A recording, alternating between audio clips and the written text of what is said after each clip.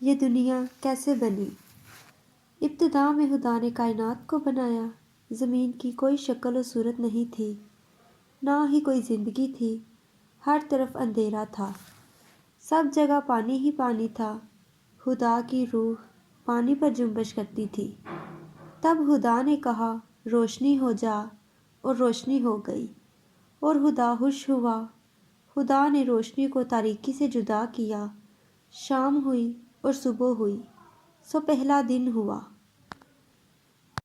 پھر خدا نے فضا کو بنایا، جس سے اوپر اور نیچے کے پانیوں کو جدا کیا، اور فضا کو آسمان کہا۔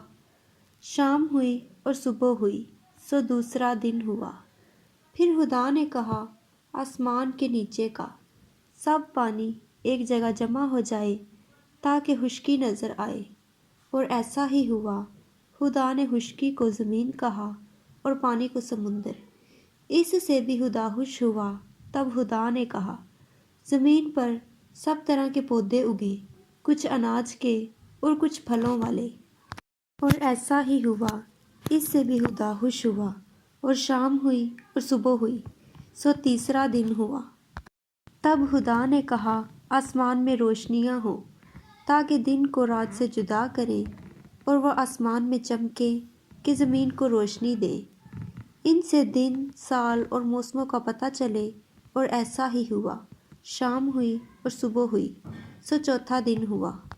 پھر خدا نے کہا، پانی میں بہت سی قسموں کے جاندار ہوں، اور ہوا میں سب قسم کے پرندے ہوں، اور ایسا ہی ہوا۔ سمندر کے سب جاندار اور ہوا کے سب پرندے اپنی اپنی قسم کے جاندار پیدا کریں۔ خدا ان کی بہتری چاہتا تھا۔ شام ہوئی اور صبح ہوئی، سو پانچواں دن ہوا۔ اس طرح خدا نے سب قسم کے جاندار بنائے، اور وہ خوش تھا۔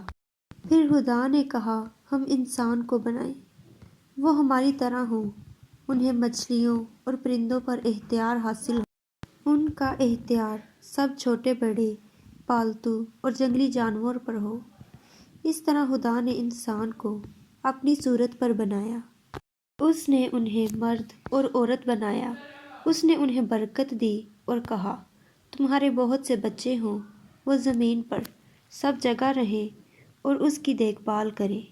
میں تمہیں مچھلیوں، پرندوں اور سب جانوروں پر اختیار دیتا ہوں۔ میں نے تمہیں سب طرح کا اناج اور پھل کھانے کو دیے ہیں۔ سب جانوروں اور پرندوں کی خوراک گھاس اور پودے ہوں گے، اور ایسا ہی ہوا۔ خدا نے ہر چیز کو جو اس نے بنائی تھی دیکھا اور بہت خوش ہوا۔ شام ہوئی اور صبح ہوئی، سو چھٹا دن ہوا۔ اس طرح ساری دنیا بنانے کا کام ختم ہو گیا، اور ساتویں دن خدا نے آرام کیا۔ اس نے ساتویں دن کو برکت دی اور اسے خاص دن ٹھہرایا۔ آمین۔